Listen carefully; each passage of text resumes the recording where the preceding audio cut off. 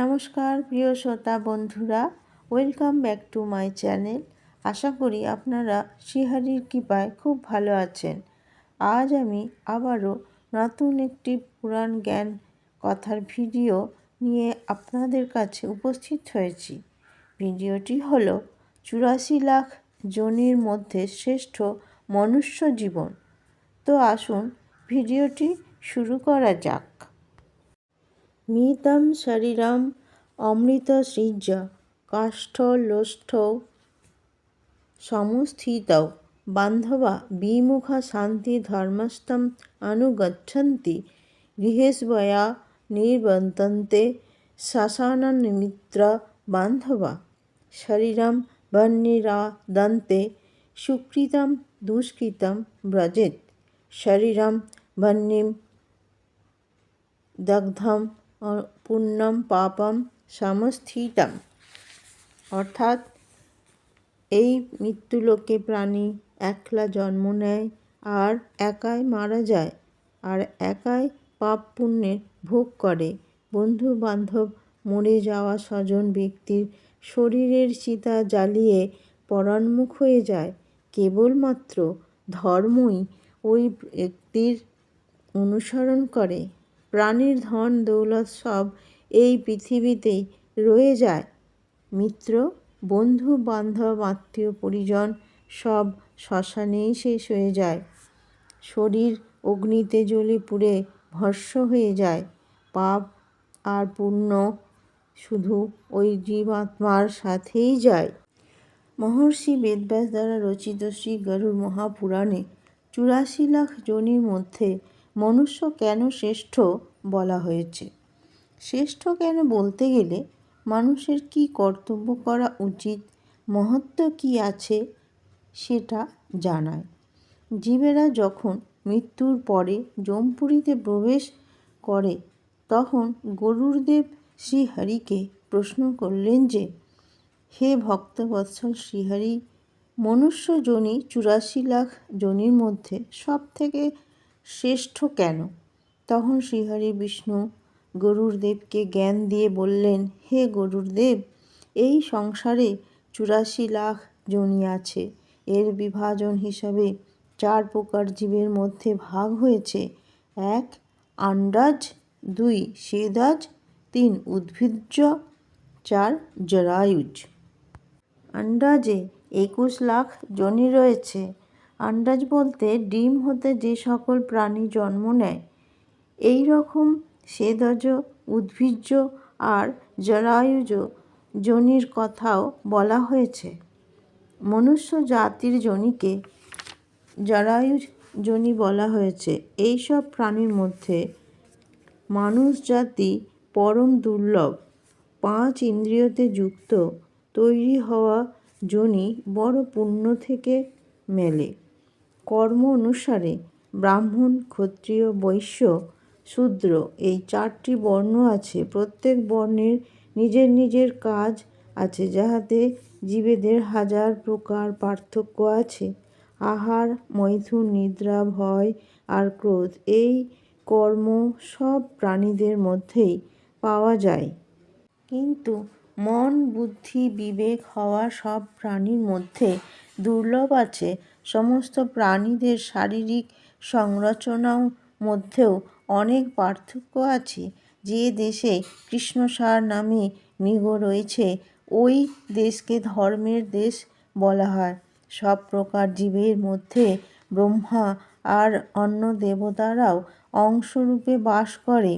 পঞ্চমহাভূতের মধ্যে প্রাণী, প্রাণীদের মধ্যে বুদ্ধি, আর বুদ্ধিজীবের মধ্যে মনুষ্য, মনুষ্যদের মধ্যে জ্ঞানবান আর চরিত্রবান ব্রাহ্মণ শ্রেষ্ঠ। স্বর্গ আর মোক্ষের সাধনভূত মনুষ্য যোনিকে প্রাপ্ত করে যে প্রাণী এই দুটোর মধ্যে যে কোনো একটাও লক্ষ্যকে সিদ্ধিলাভ করতে পারে না, নিশ্চিত রূপে নিজের জীবনে ব্যর্থতা লাভ করে। ১০০ মালিক ১,০০০ আর ১,০০০ওয়ালা ব্যক্তি লাখ টাকা পাওয়ার জন্য চেষ্টা করেই যায়। যে লাখপতি আছে সেও রাজ্যকে পাওয়ার ইচ্ছা কামনা করে।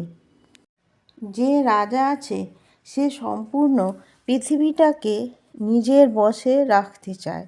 যে চক্রবর্তী রাজা সেও দেবোত্তর হওয়ার ইচ্ছা করতে থাকে।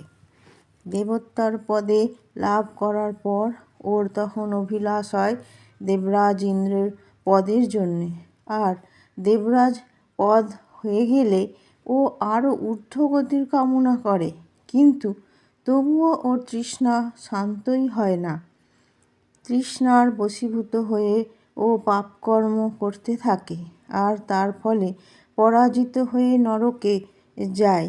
যে ব্যক্তি তৃষ্ণা থেকে মুক্ত হয় সেই ব্যক্তির উত্তম লোকের প্রাপ্তি হয়ে যায়। হে পক্ষীরাজ, এই সংসারে যে প্রাণী আত্মার অধীনে আছে ওই প্রাণী অবশ্যই সুখী আছে।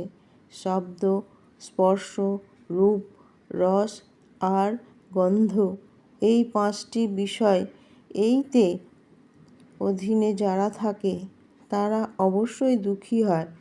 মৃগ, হাতি, পতঙ্গ, ভ্রমর আর মীন বা মাছ, এই 5 বিষয় যথা শব্দ, স্পর্শ, রূপ, রস আর গন্ধ, এই সবের কারণে এই প্রাণীরা মারা যায়। আর প্রমাণ পায় যে মনুষ্য 5 ইন্দ্রিয় দিয়ে ওই 5 বিষয়কে সেবন করে, তাহলে মনুষ্য কেন এদের দ্বারা মারা যাবে না? মনুষ্য বাল্য অবস্থায় নিজের মাতা পিতার অধীনে থাকে। যুবক অবস্থায় যখন আসে তখন পত্নীর হয়ে যায়, আর শেষ অবস্থায় আসে যখন পুত্র পৌত্রর মোহতে ফেঁসে যায়। আর মূর্খরা কোনো অবস্থাতেই আত্মার অধীনে থাকেই না। লৌহ আর কাষ্ঠ দিয়ে তৈরি করা ব্যক্তি মুক্ত হয়ে যায়, কিন্তু পত্নী পুত্র পৌত্রদের দ্বারা সর্বদাই বাঁধা ব্যক্তি কখনোই মুক্ত হতে পারে না। পাপ একটা মানুষ করে, কিন্তু ওই পাপের ফলের উপভোগ করে অনেক লোক। ভোগ করে যারা তারা ভোগ করে আর আলাদা হয়ে যায়, কিন্তু কর্তা দোষের ভাগী হয়। শিশু হোক, বালক হোক, যুবা হোক কিংবা বৃদ্ধ হোক, স্ত্রী হোক বা পুরুষ হোক, কেউই মৃত্যুকে বিজয়প্রাপ্ত করতে পারে না। কেউ অনেক সুখী হোক বা দুঃখী হোক, এর মহত্ত্ব নেই। সুখ দুঃখ তো আসে যায়। মৃত প্রাণী দেখতে দেখতে সব কিছু ছেড়ে দিয়ে চলে যায়। এই মৃত্যু লোকে প্রাণী একাই জন্ম নেয় আর একাই মারা যায়, আর একাই পাপ পুণ্য ভোগ করে। বন্ধু বান্ধবরা মরে যাওয়া স্বজন ব্যক্তির শরীরের চিতা জ্বালিয়ে পরাণমুখ হয়ে যায়। ধর্মই শুধু ওই মৃত ব্যক্তির অনুসরণ করে। মানুষের ধন দৌলত সম্পত্তি সব ঘরেই রয়ে যায়। মিত্র এবং বন্ধু বান্ধব সব শ্মশানেই ছেড়ে যায়, আর শরীরটাকে অগ্নি নিয়ে নেয়। আর পুণ্যই একমাত্র ওই জীবাত্মার সাথে যায়। মনুষ্যগণ যে শুভ আর অশুভ কর্ম করে, সেটা সর্বত্র যে করে তাকেই ভুগতে হয়। হে পক্ষীরাজ, জীবিত অবস্থায় যে মানুষ আপন ধনের কিছু ভাগ যাচককে দেয় না, তাহলে মৃত্যু হওয়ার পরে ওই ধন অন্য কারো হয়ে যাবে। পূর্বজন্মের পুণ্য থেকে যে কিছু ধন ওই ব্যক্তি পেয়েছে, যদি ওই ব্যক্তি পরোপকারে কোনো কাজে না লাগায় বা ব্রাহ্মণদের ধন দান না দেয়, তাহলে ওই ধন ব্যর্থভাবেই চলে যায়। অতএব শুদ্ধ বিচারে মনুষ্যদের আপন ধন পরোপকারে কাজে লাগানো দরকার। মনুষ্য শ্রদ্ধাপূর্বক শুদ্ধ মনে যে ধন দান করে সেটা ধর্ম হয়। শ্রদ্ধারহিত ধর্ম এই লোকে কিংবা পরলোকে ফলীভূত হয় না। ধর্মের থেকে উপার্জন হয় অর্থ আর কাজ। ধর্মই মোক্ষ প্রদান করে। অতএব মনুষ্যদের ধর্মের সহিত আচরণ করা প্রয়োজন। সিদ্ধি শ্রদ্ধা থেকেই হয়। অধিক ধন উপার্জনে সিদ্ধিলাভ হয় না। অকিঞ্চন অর্থাৎ ধনবৈভবে থাকা শ্রদ্ধাবান ব্যক্তি শ্রেষ্ঠ মুনিদেরই স্বর্গপ্রাপ্তি হয়েছে।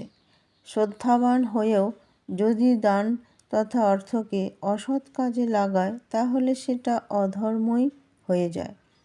হে পক্ষীরাজ, ওর ফল না এই লোকে না পরলোকে প্রাপ্ত হয়। অতএব সব মনুষ্যদের আপন ধনের কিছু ভাগ ধর্মকার্যে অথবা গরিব দুঃখীদের সাহায্যে অবশ্যই লাগানো দরকার, যাতে ওর ধন বৈভবে বৃদ্ধি হবে আর সময় আসলে সদ্গতির প্রাপ্তি হবে। 84 লাখ যোনি ওই সব জীবনের প্রতিনিধিত্ব করে যে জীবে আত্মা পুনর্জন্ম নিতে পারে।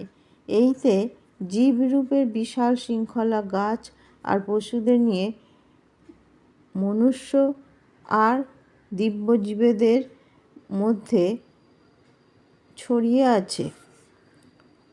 গরুড় পুরাণ গ্রন্থে এই জীবনরূপেদের নিম্নলিখিত শ্রেণীতে ভাগ করেছে। জলীয় প্রাণী অর্থাৎ জলচর প্রাণীর 9 লাখ প্রজাতি, যেটাতে মৎস্য, মূলস ও অন্যান্য সামুদ্রিক জীব সামিল আছে। গাছগাছালি আর স্থাবর 20 লাখ প্রজাতি, যে গাছেদের বিশাল বিবিধতা প্রতিনিধিত্ব করে। পোকা মাকড় আর সরীসৃপ কৃমিরা 11 লাখ প্রজাতি, ছোট পোকা থেকে বড় সরীসৃপ পর্যন্ত। পক্ষীরাজ 10 লাখ প্রজাতি, জানোয়ার পশু 30 লাখ প্রজাতি, তাতে স্তন্যপায়ীও সামিল আছে, দুটোই জংলি আর পোষ্য। আর দিব্যরূপ মনুষ্য এবং দেব 4 লাখ প্রজাতি, যারা উচ্চতম অবস্থার প্রতিনিধিত্ব করে। এই সব অবধারণা গরুড় পুরাণে বর্ণিত আছে। এই কথার উপর জোর দিয়ে বলা হয় যে আত্মা সমস্ত জীবনের মধ্যেই যাওয়া আসা করে, যে সঞ্চিত কর্মের আধারে নিরন্তর বিকশিত হতে থাকে। অতএব মনুষ্যদের সর্বদাই ভালো কর্ম, দান, ধর্ম করা উচিত। তাহলে অন্ত সময় আসলে মানুষের সদ্গতি প্রাপ্ত হবে। এই ছিল 84 লাখ যোনির মধ্যে মনুষ্য যোনির শ্রেষ্ঠতা। আর মনুষ্য মাত্রই কর্তব্যের ব্যাপারে ছোট্ট জ্ঞান। অতএব বন্ধুরা, আশা করি আপনাদের এই জ্ঞান ভালো লেগেছে। যদি ভালো লেগে থাকে তাহলে এই ভিডিওটিতে অতি অবশ্যই লাইক করে দেবেন আর কমেন্ট করবেন আর চ্যানেলটিকে সাবস্ক্রাইব করতে ভুলবেন না। জয় শ্রীকৃষ্ণ। রাধে রাধে। নমস্কার।